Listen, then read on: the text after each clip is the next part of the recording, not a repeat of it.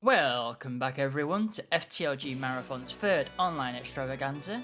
Up now we have Raclesis, and he's going to be playing SaGa Frontier. Raclesis, take it away. Thank you very much, Rain. Hello. So, like I said, my name is Raclesis, and today we'll be running Emelia's story for SaGa Frontier. This game's got one of 7 protagonists, each one with their own different run, their own different glitches, and all that kind of stuff. Emelia's more straightforward, no glitches, just beat the game as fast as possible.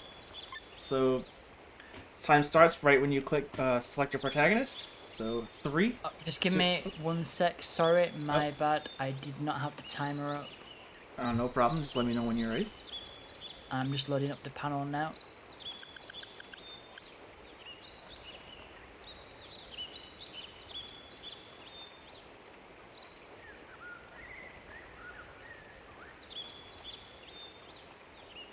I'm ready when you are. Alrighty then. In 3, 2, 1, go. Alright. First thing you're going to see, the game, whenever you start a new game, it's going to ask you where you want to make system data for a speed run. We don't need system data. And we're going to start the game right away by renaming her to E. And we start off, just like a lot of the Elder Scrolls game, in prison. Emelia's story is all about, she is a supermodel who was framed for murder, and the story for this is her essentially getting out of prison and tracking down the man who murdered her fiance. So we're starting off in the prison world of despair. Here we're being approached by one of the characters who will be joining our party, Annie. Just having casual conversation in the prison cafeteria. The beginning of this goes back and forth between like how she ended up in the prison and being in the prison itself. Essentially just mashing the X button until you can get control of Emelia. So there she just found her fiance dead and she's being questioned. There was evidence planted against her. Like they were having a fight beforehand, and when she got home, her fiance Ren was dead, and they're just not doing their job well enough, and she ends up getting convicted of murder. And I did not. All right, here we go. I didn't hear the bell go off, which was supposed to right when the warden comes in. But yeah, the warden comes in and says, "Hey, I'm gonna give you all a chance to get out of here. There's a rune in the basement of the prison. If anyone manages to touch the rune, then I will grant you a full pardon." Alright, we have an issue here. I have absolutely no sound. I don't know if you guys can see the game. Yeah, we have actually no game either, so what I'm gonna do is What just happened? let Corey know. It's gonna come down and we'll try and fix this real quick and we'll get back. Hey, sorry everybody.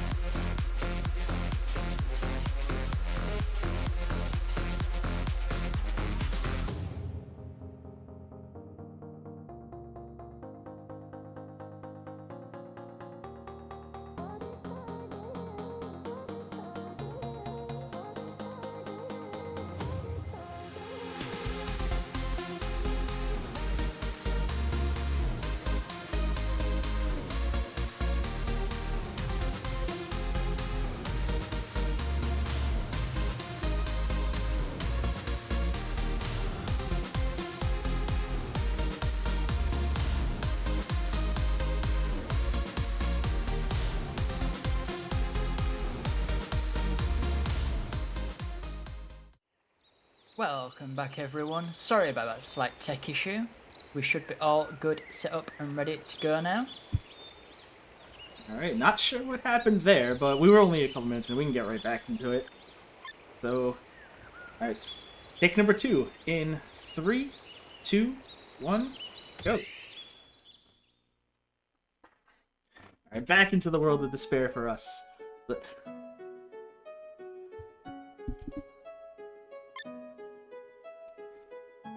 Once again, no system data. It's not necessary for any of the runs unless you're doing a run called Second Division, which is every protagonist back to back. We don't have 8 hours to do that, so we're not going to do that. But yeah, once again, Emelia finds herself in prison after being falsely accused of murdering her fiance, and in this run, we will be tracking down the murderer. Once again, we're joined at the table by Annie. And in this screen, we also have another teammate that we'll be getting named Liza. She's the purple-haired woman in the top there.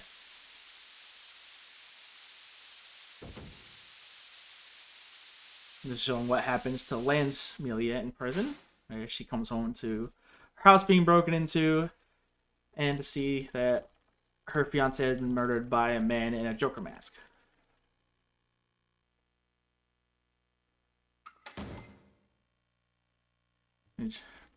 First, like, 2 minutes just mashing through text until we can actually control Emelia.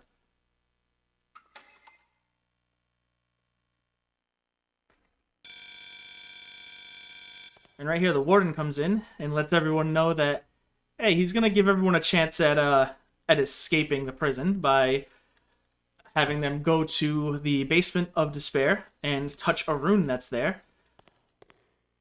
Anyone who can manage to touch it gets a full pardon. So Emelia, Annie, and their friend Liza decide that they're gonna go for it. What else they cut to lose, right? And that's where the run begins.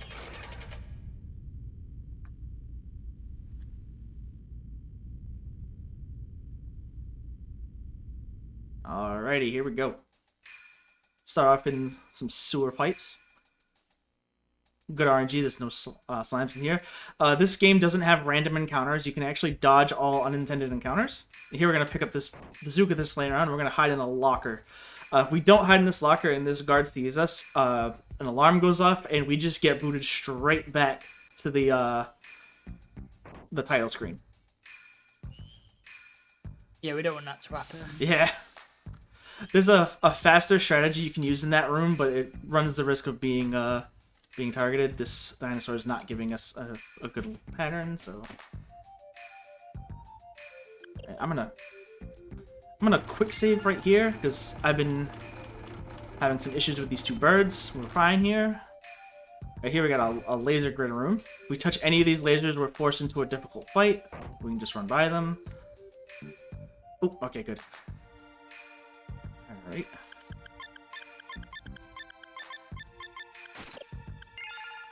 Quick save right before the boss fight right here. We just moved Annie and Liza over to Party 2 and switched their positioning to avoid getting both of them hit at the same time by this next boss coming up. This is Nidhegg. Its only job is to guard this specific hallway that leads to the rune that we need to touch. And this boss fight here is going to show off a mechanic called comboing. And we actually didn't get a combo, so we don't get to see it yet. But there are certain moves that start off a combo, and then after that the game checks for any moves that go along with it. Just like this. And it'll do extra damage to the enemies. And any attack that's done after the combo opener doesn't get applied to the enemy's resistances, so it goes straight through them. This fight can be done in 4 turns if the combos go well. So this fight's looking a little dicey because he's bullying Liza. He needs to bully Annie in order for me to live.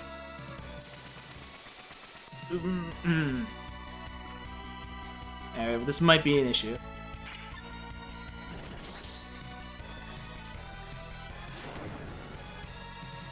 especially because we missed that first combo.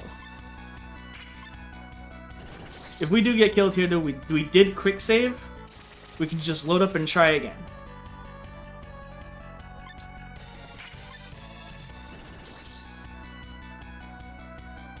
This fight would have been over if Liza didn't die. Deflect, that's going to buy us an extra turn. There we go. Okay.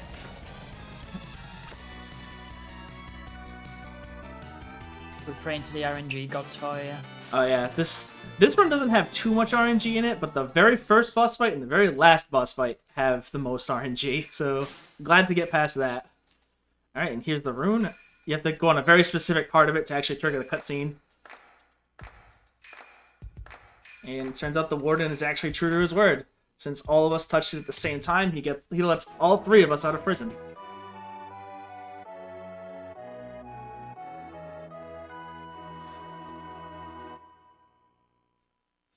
And now Emelia decides to go home after all that is said and done. And she gets attacked by Joker. Then she's up getting saved by, I would say our friend Rufus, but he's not the greatest dude, as you see throughout the run. But he does save us, so that is a good thing. He brings us to the little hideout where Annie and Liza are actually hanging out. Turns out that both of them and Rufus all work together in a criminal organization known as Gradius. And they've actually been looking into Joker, so them hearing about Emelia's run-in with Joker, they figure, let's bring her on and try to use her to get closer to him. Now, Rufus does give you an option to actually join Gradius or not, but you actually can't leave until you join, so it's not exactly a choice.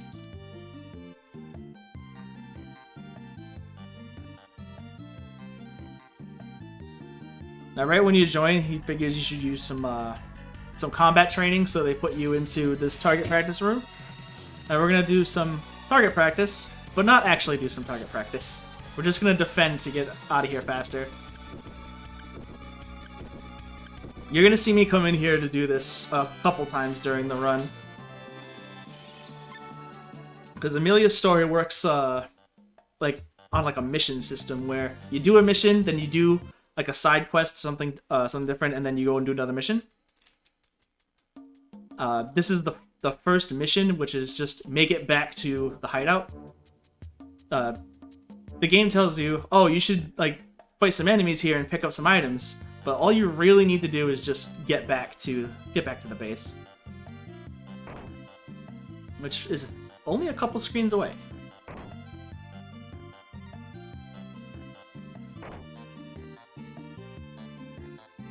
Alright, we made it back to Rufus. And after each mission that you do, Rufus, you can talk to Rufus to get a campaign fund, and then after that, he tells you to go do something else. The game expects you to go do like side quests, to go explore, but anything else also includes doing the combat training again. So since it's right next to Rufus and not that long, we just do this and get right on to the next mission.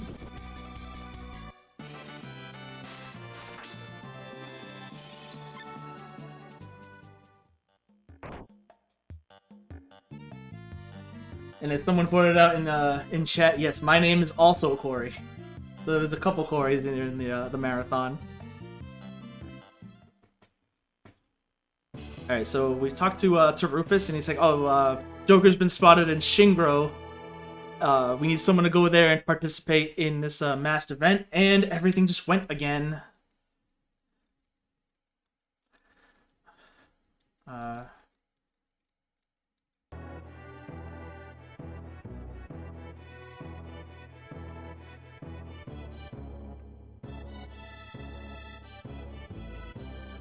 Alright, hopefully you guys can see I had to activate my capture card again. But we get here, realize this isn't like a masked ball, it's a masked tournament. We just cut the line to get in here, and we got the worst RNG possible. Because there's one of 3 enemies you can fight here. This one takes minimum 3 turns to finish. You actually want to lose this fight.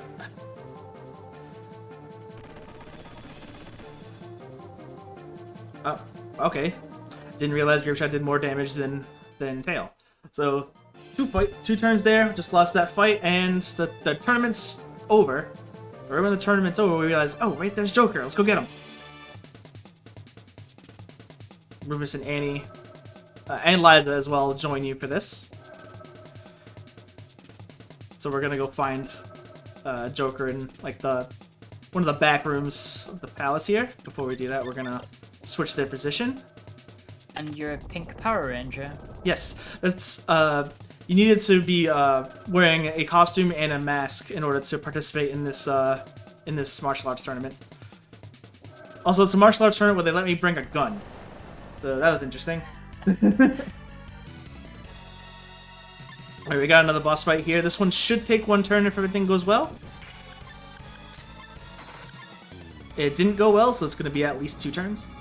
If you get we need a level 2 combo on the boss here with Annie and Liza, while Rufus takes out the 2 yellow Power Rangers here. Or putties, what they more look like to me. Of course, that's why he blocked Double Slash.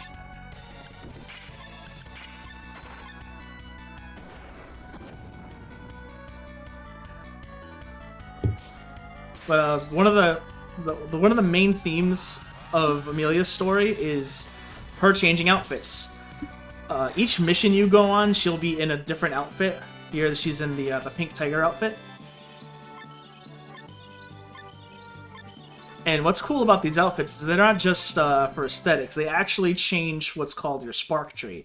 Throughout the game, you can learn new abilities by, like, if you do punches, you can learn martial arts abilities. If you shoot guns, you can learn gun abilities.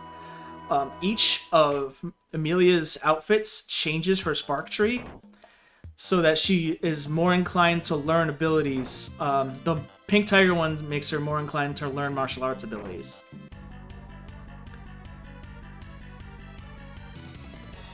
And the next one you're going to see will be magic. Then later on there's one for swords and one for guns.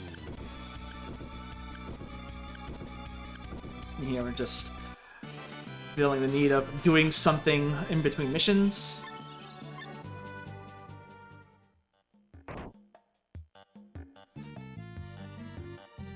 Right, we lost Joker on that last one, but we got a tip that Joker's actually at the gambling world of Baccarat. So they're gonna send Emelia in dressed as one of the workers there, which puts her in a bunny outfit. For whatever reason, this bunny outfit makes you more inclined to learn spells.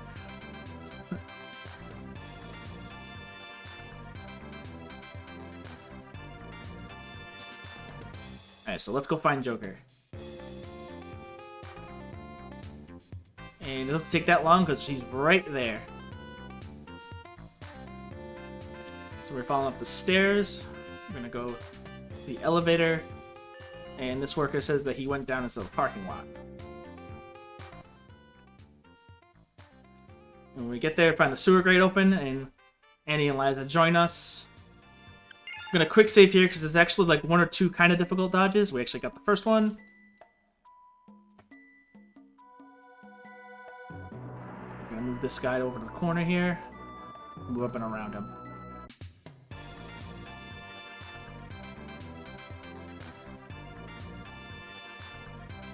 Yeah, we find Joker is actually having a dealing with some of the people who actually live in Baccarat, and he makes an escape before we can do anything. And now we need to try to follow him out.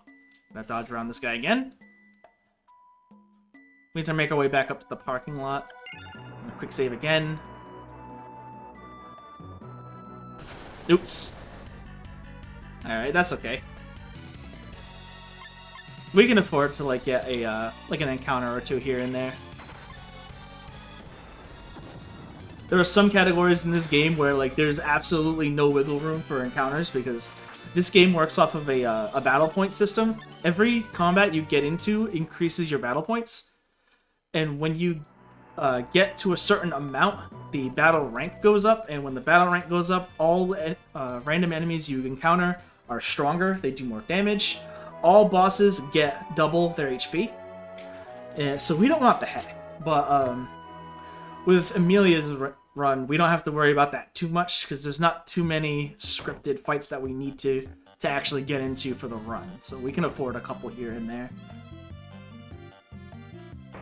Alright, so Joker got away again. We're actually going to get the campaign fund from that mission to do some shopping later.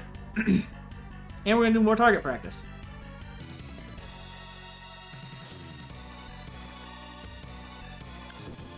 Right now is actually like a good spot for donations or anything else you wanna get out there.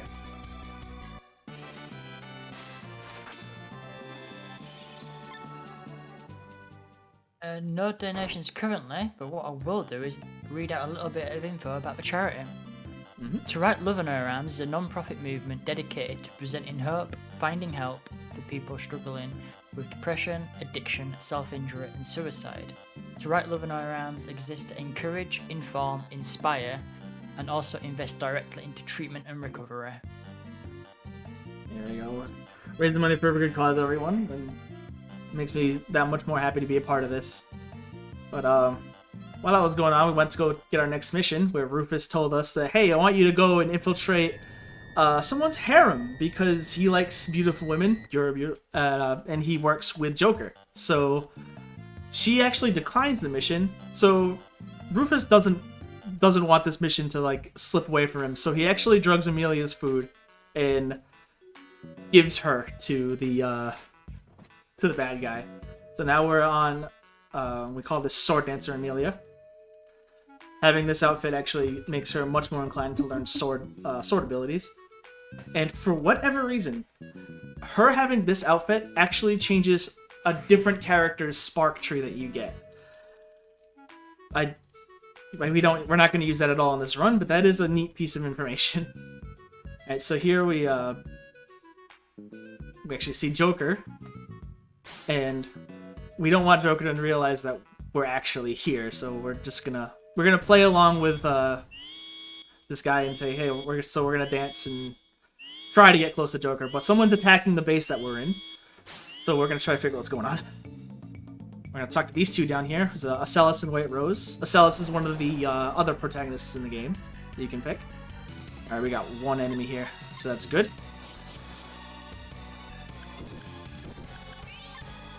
You can get like 2 or 3 enemies here, but one enemy, you just throw a spell at it, done.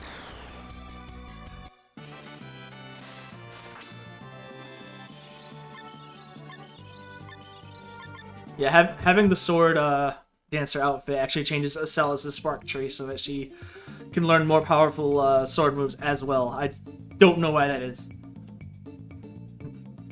But anyway, we're gonna go look for Joker, but while we're doing that, we're gonna go and get another party member. I'm gonna save here because this room can go poorly.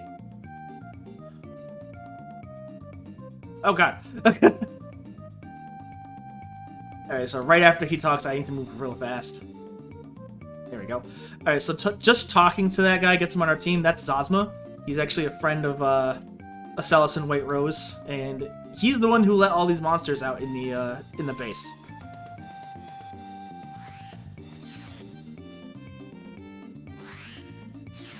So we're gonna continue to the base. We have a little mini boss coming up. It's nothing too difficult. We're gonna move White Rose and Zosma over to party 2 just to take care of it. Good RNG. He can have up to 2 extra enemies with him. I forgot to move White Rose back, but that's fine. All right, taken care of.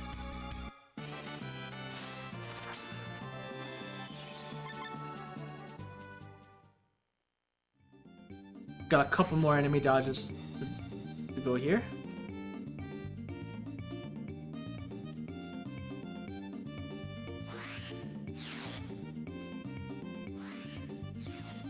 Go around these pick birds. And that's Trinity, the Trinity base done. And somehow I golded there, so I'll take that. So now we're actually going to do what the game intended. We're going to do some side quests.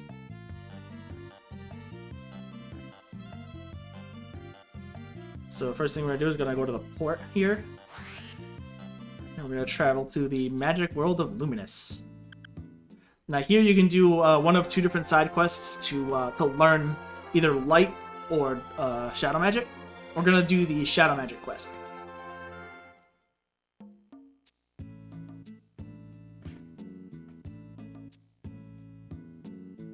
And over there to the right is another character we can recruit. We're not going to for this run though.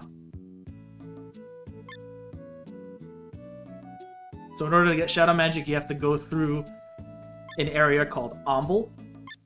And when you go into Omble, it takes away your shadow, and you can't leave until you get your shadow back. And the hitboxes for enemies, and for the ghosts that you talk to here, are completely different from every other hitbox of enemies in the game. You have to touch the base of the shadow to interact with them. So we're going to talk to this ghost right here, who's a ghost of a man named Silence. He's actually standing right outside of the area we were just in. Since talking to him, he says he'll join us when we get out of here. And we need him for the final fight. And so we're going to go into this room, which has the ghosts of... So the shadows of all the protagonists you can pick. They all start in fixed locations. So we just go and grab Emelia's. Here again. Just move some people around. The fight that you do here is based off of who's in your first party, so we move Raclesis and Zosma out. And the shadows, you fight your own shadow, but the shadow's HP is equal to your HP, and Emelia starts with very low HP, so we just take it out right away.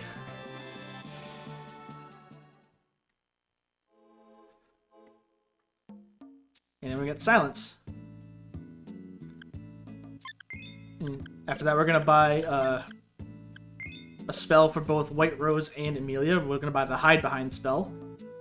And then we're going to go to Kyo for a shopping trip. Now, the Hide Behind spell, like I mentioned before about combos, how there's a combo starter and then there's abilities that go into it. Hide Behind is the best combo starter in the game. And we're going to be using it a whole bunch at the very end. So we're gonna buy some Fang amulets, some wing amulets, some flower amulets, and a magic stone. Then we're gonna go over to the world of Shrike. Now we're here. We're gonna do. We're gonna buff up some of the characters we have. Now this game has 4 different types of characters. There's humans, mystics, monsters, and robots. For the last fight, we're going to have an entire party of Mystics and Emelia.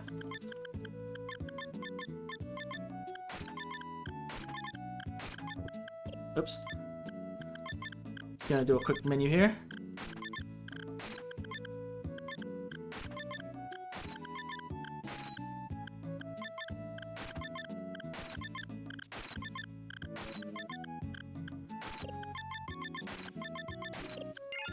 And a quick save just in case we get into a fight here. We didn't get into that fight.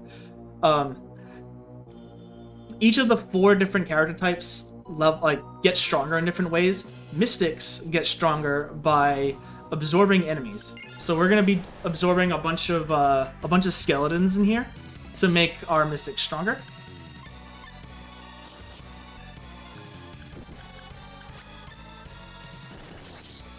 Please don't kill Zosma.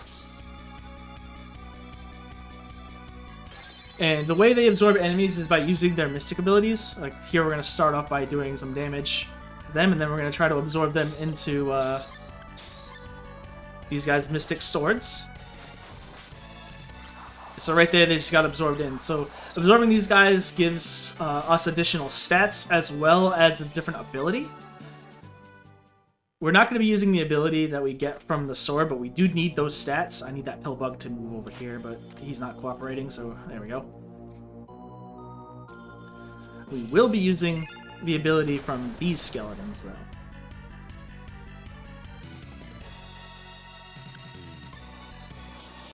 Alright, so we got someone in our sword. Now we're going to absorb someone into their boots.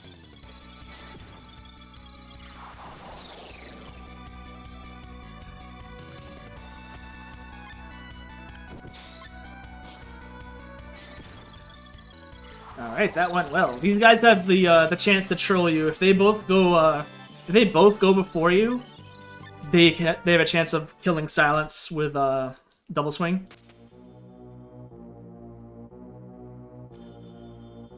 Alright, we're gonna make our way out. Quick save just in case we get into an encounter. Oh, I got stuck. There we go.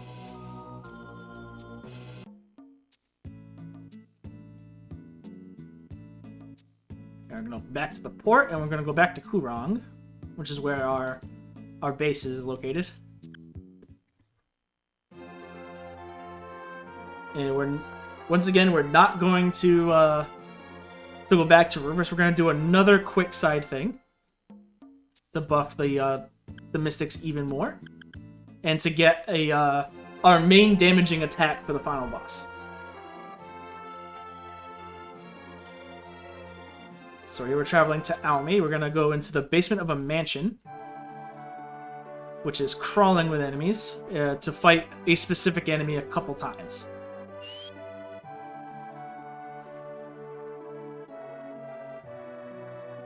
And here we're also going to recruit our safety net for the final boss. Alright, so here... Oof, okay, good. Oh, that dinosaur was a lot further up than he usually is. Okay. So here we have to quick save because this can potentially go wrong.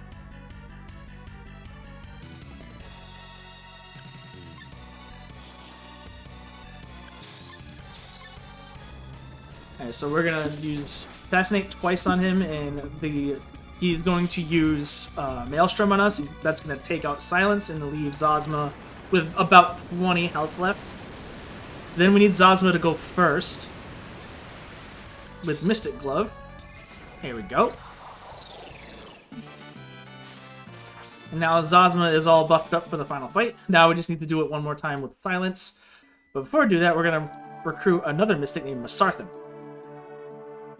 She's actually a Water Mystic. And she's got a very good healing ability that we'll be using later in the run.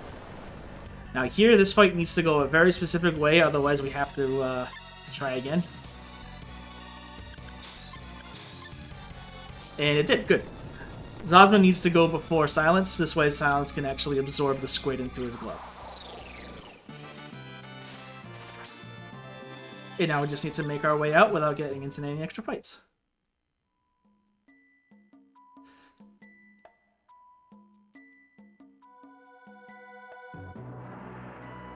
There we go, okay. And now we're gonna go back to Kurong to do our next mission. Oops.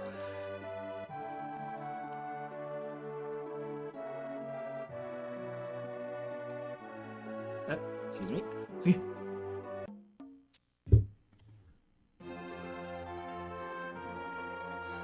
Alright, the next mission, Rufus is gonna actually send us back to the base that he sold us to. And we're going to be going there completely alone. Because it turns out that the person who ran it after the base got attacked, he essentially got fired. So there's a new person running the base, and we just need to go in there and try to get information on him and Joker.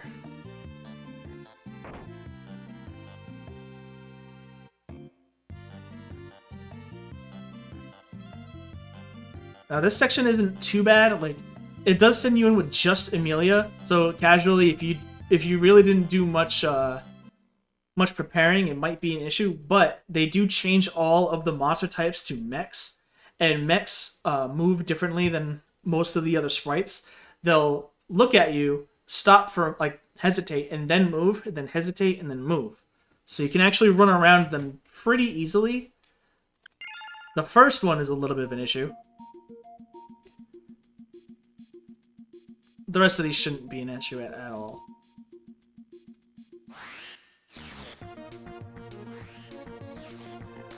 You also got some pretty cool music for this section.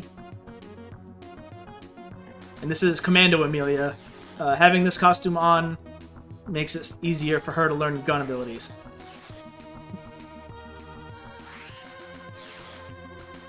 And after this mission, there's someone in the base you can talk to actually change the costumes. So this way you can go and grind out abilities while wearing the outfit. How many costumes is there in total? There's 5. There's going to be 1 at the very end that we get. That one doesn't actually change your spark trees at all. It's literally just used for the final fight. And that's more for story purposes than anything. Because there's her base outfit, which doesn't really do anything. There's pink tiger, bunny girl, sword dancer, commando. And here we meet the new commander of Trinity Base, who actually turns out to be a decent dude. He's actually the main bad guy for one of the other protagonists' story. Well, here he's just willingly giving the information that you want to Emelia, as well as an accessory called the Angel Brooch. Alright, so our friends came by to help us. And we right there, if you move down slightly and then run, you can get past everyone without talking to any of them. Which is actually a lot more difficult to do than what you just saw there. And now we just need to leave Trinity Base. And then we'll be right on to our last mission.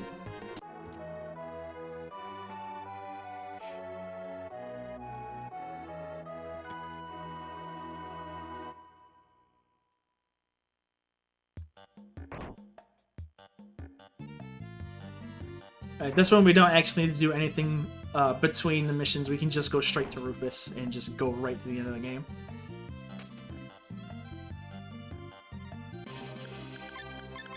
Alright, so we've traced Joker to a nearby chapel. Oops. So we're gonna go and confront him now. We moved Zosma over to Party 3 because there's a forced fight on the way there.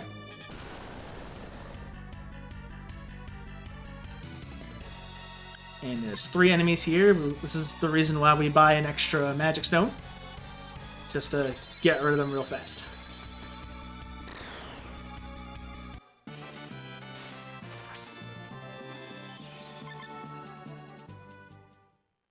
I'm gonna quick save here because for whatever reason I almost always run into that boar.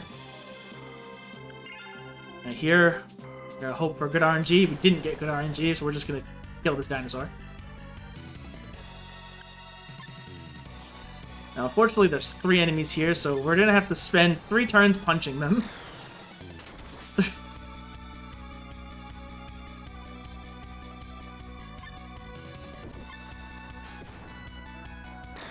It's quicker to... There's 2 different paths we can go. It's much quicker to use the stepping stones that I just tried to use. But that dinosaur was just in a bad position to start with. So we jumped directly on top of his head.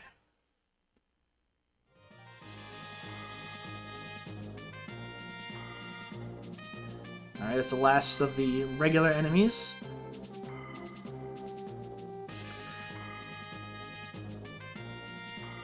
Now this screen we find the chapel. Gotta do some quick character swapping. Oops.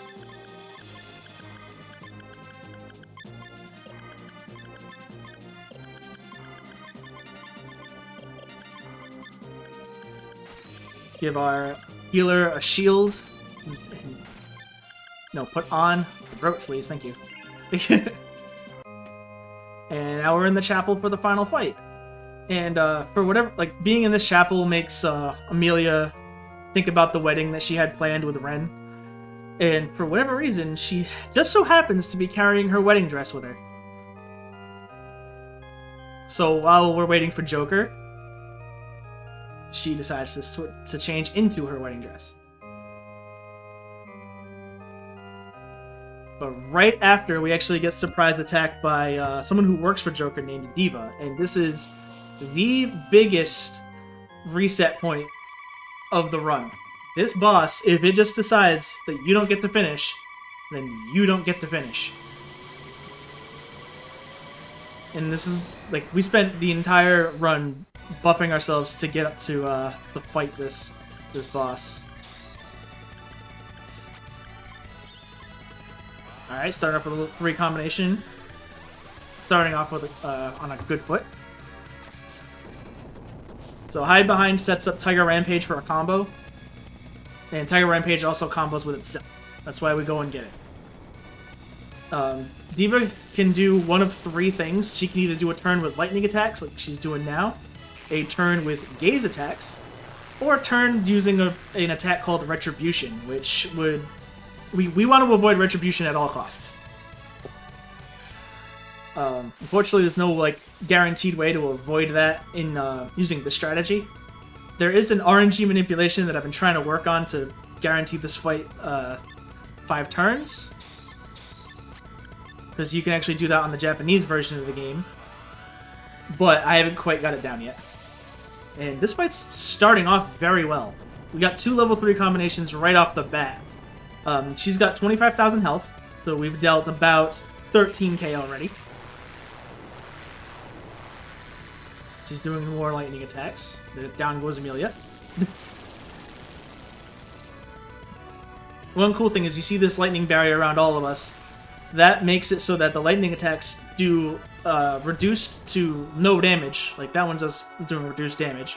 And when she decides to do a melee attack on us, which she can sometimes do on her second form, she'll take damage from the electric barrier. Alright, level 2 combination. Not as good as level 3, but still good. Because Hide Behind is literally only used to set up combinations. This makes it so that Tiger Rampage just skips Diva's defense. Okay, that's bad. That is very bad.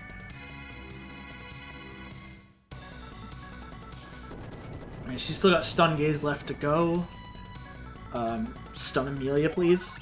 Oh my god, Emelia's proc Stun Gaze. Okay. Dodge Gaze, I mean. There's a small chance that you can learn abilities to dodge attacks, and right there, Emelia coming in clutch with Dodge Gaze.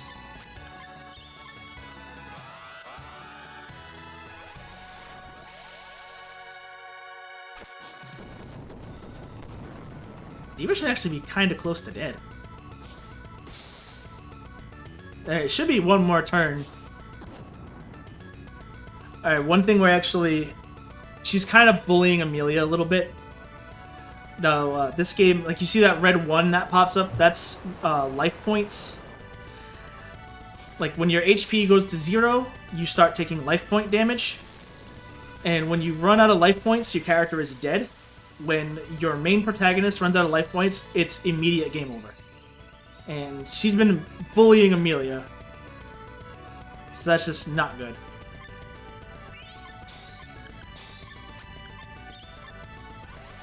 Alright, Hide Behind either missed or someone got outsped, so because the combo didn't happen.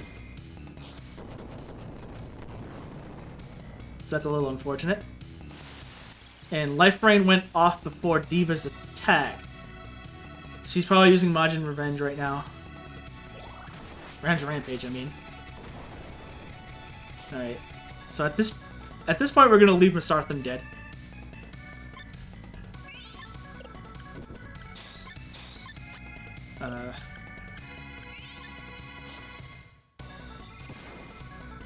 And Diva is down! Alright. For a marathon run, that is actually a very good Diva. Is that time? Is that time? That is not time. Time will, I'll let you know when time's coming up. I'm just yeah, I'm just shocked that Diva died that quickly. Like normally she kills attackers before they can get their attacks off. I get like low rolls on damage or something like that. Here, combos went off pretty well. Only one turn went where Silence just wasn't involved in the combo. That went pretty well, especially for a marathon.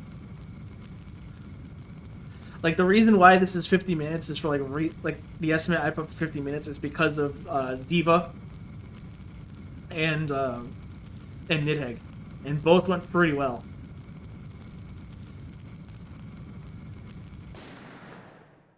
Alright. So, after these pictures of everyone randomly getting into wedding attire, also, it turns out that Joker was actually your fiancé wearing a mask that was mind controlling him. I don't know how that makes any sense, but sure. And shooting the mask ends up killing Joker and setting Ren free. So, alright, time is actually coming up. Right when I select I've got none is when time ends. So, about a couple seconds. And time. GG. Thank you. That went a lot smoother than I anticipated. I'm very glad it did. Like this is one of my favorite games, and I love showing it off to people. But like the bosses can be heavy RNG. I'm just glad that Diva actually let us finish this run. So yeah, that's Saga Frontier Emelia's story. Hope you guys enjoyed the run.